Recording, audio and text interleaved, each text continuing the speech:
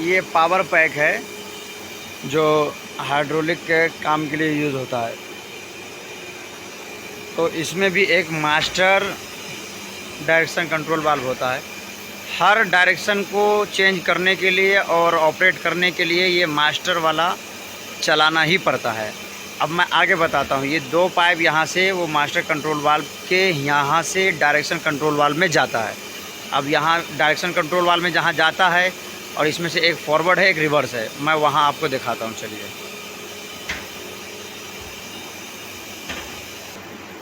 तो ये दो पाइप जो आए हुए हैं ये उसी पावर पैक से आए हुए हैं। वहाँ से भी दो आए हैं, एक फॉरवर्ड एक रिवर्स, तो ये इसी में जाते हैं। ठीक, अब यहाँ से हम जो भी ऑपरेट करेंगे तो वो वहाँ से मास्टर कंट्रोल वाल्व एक जो लगा है वो कॉइल जो है वहाँ से ऑपरेट होगा। अगर हम ऑटो में चलाते हैं किसी बटन के थ्रू इलेक्ट्रिसिटी से तब, और अगर हम ऑटो में नहीं चलाते हैं मैनुअल चलाते हैं तो हमें एक स्क्रू ड्राइवर हो या किसी पेचकस वगैरह से कुछ भी उसमें एक प्रेस करना होता है यहाँ, तब जा कर के वहाँ से ऑपरेट होता है। तो हम अगर यहाँ ऑपरेट करते हैं मैनुअल में तो हमें वहाँ भी करना होगा, और हम मैनुअल में अगर नहीं करते हैं ऑटो में करते हैं तो वहाँ बटन दिया होता है। अगर एक बटन हम प्रेस करते हैं किसी एक के लिए तो इसके साथ साथ वो भी जलता है, वहाँ भी लाइट इंडिकेट होता है और वो ऑपरेट होता है।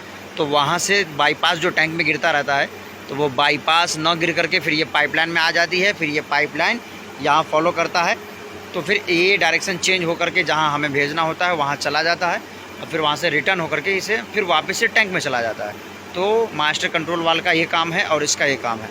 ये रनिंग का सिचुएशन बता रहा हूँ मैं, और वीडियो में आगे मैं आपको आरक्षण के लिए बताऊँगा कि कैसे मतलब इसका कनेक्शन देना है, कैसे करना है। ठीक है, तो ये रनिंग का काम बताया हूँ मैं, आरक्षण के लिए मैं आगे बताता हूँ।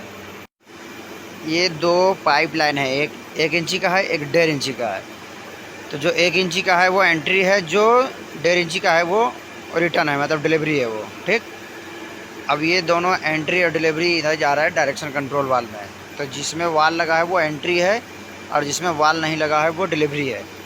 जब यहाँ से डायरेक्शन चेंज करते हैं तो इसमें से प्रेशर अंदर जा करके वहाँ डायरेक्शन में काम करके फिर रिटर्न इससे प्रेशर रिटर्न चला जाता है। वहाँ से जब डायरेक्शन चेंज करते हैं ऑपरेट करते हैं तो फॉरवर्ड और रिवर्स यहाँ होता है। जैसे कि ये सिलेंडर है, ठीक, हाइड्रोलिक सिलेंडर, ये सपोर्टर में लगा हुआ है। तो हम रिवर्स के लिए पीछे के लिए हम आगे वाले में कनेक्शन करेंगे और फॉरवर्ड के लिए हम पीछे वाले में कनेक्शन करेंगे वहाँ। तो वो फॉरवर्ड वाले जो पीछे से प्रेस करेगा तो ये आगे होगा और रिवर्स वाला पीछे होगा। तो ये हो गया। अब इसमें दिखाता हूँ, ये एक सेटिंग में मतलब एक सेटिंग में यहाँ पे 3 स्टैंड का दे रखा है। तो एक स्टैंड के ये हो गया फॉरवर्ड रिवर्स, पूरा कंटेनर के साथ सपोर्टर घसकता है। दूसरे स्टैंड के हो गए, तीसरे स्टैंड के हो गए। हर स्टैंड में एक फॉरवर्ड है एक रिवर्स है, एक फॉरवर्ड एक रिवर्स, एक फॉरवर्ड एक रिवर्स। ठीक, अब ये 3 हो गए। तो ये सॉरी ये हाइड्रो मोटर का है। तो ये 3 हो गए हाइड्रो मोटर का, एक हाइड्रो मोटर अप एक डाउन, एक अप एक डाउन, एक अप और डाउन, 3 के हो गए। तो ये 3 स्टैंड के हो गए। और हर डायरेक्शन कंट्रोल वाल्व में 2 हैं, जैसे कि 2 कॉइल है तो उसमें 2 पाइप है। एक ये पाइप हो गए ऊपर वाले और एक नीचे वाले, एक फॉरवर्ड एक रिवर्स। तो ये स्टैंड को अगर एक घसकाता है तो एक तरफ जब तेल भरता है तो दूसरी तरफ जब सिलेंडर में तेल होते हैं तो उसमें से रिटर्न इसमें आ जाता है, फिर रिटर्न ये वाले पाइप से रिटर्न आ जाता है। तो इसमें से 2 ही पाइप निकलेंगे, एक फॉरवर्ड एक रिवर्स होने के लिए, और हर डायरेक्शन कंट्रोल वाल्व में से 2 पाइप निकलते हैं। तो ये एक स्टैंड के हो गए, तो ये फॉरवर्ड और रिवर्स के हो गए।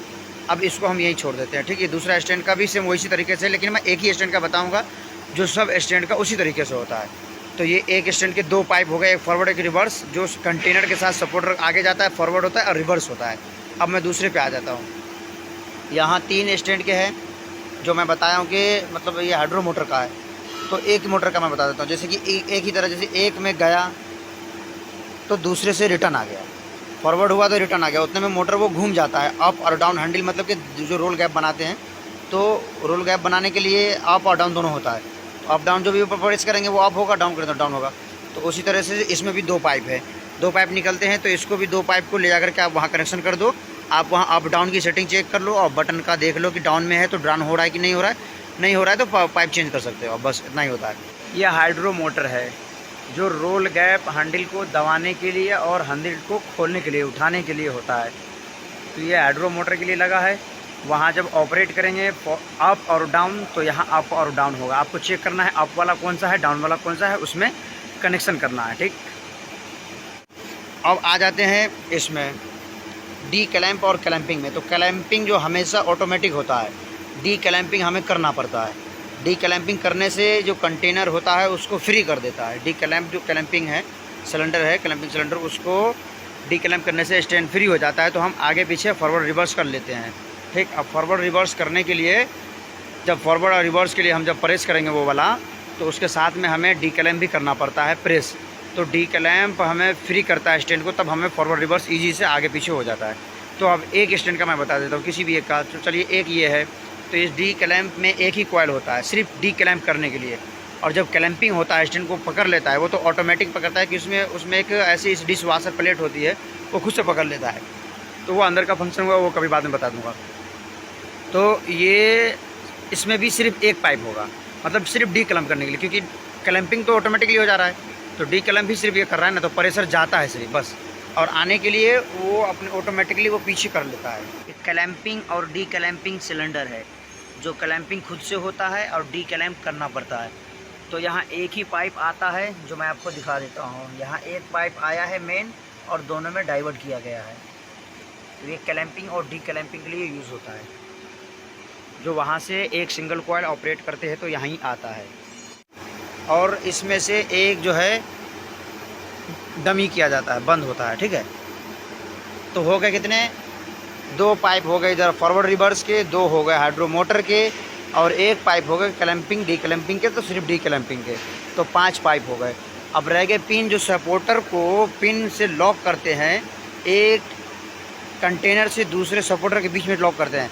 तो कहीं कहीं वो सिलेंडर से लॉक होता है, तो उसके लिए अलग से डायरेक्शन कंट्रोल वाल्व में एक अलग से बैठाया जाता है, हो जाता है, लेकिन वो पिन अनपिन हो जाता है।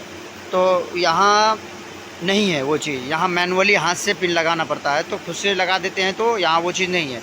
और जहाँ वो चीज़ होता है, तो उसके लिए फिर 2 पाइप जाते हैं, जैसे कि इसमें फॉरवर्ड रिवर्स के लिए 2 पाइप गए, हाइड्रो मोटर के लिए 2 पाइप गए यहाँ से, वैसे ही 2 पाइप फिर उसके लिए जाता है।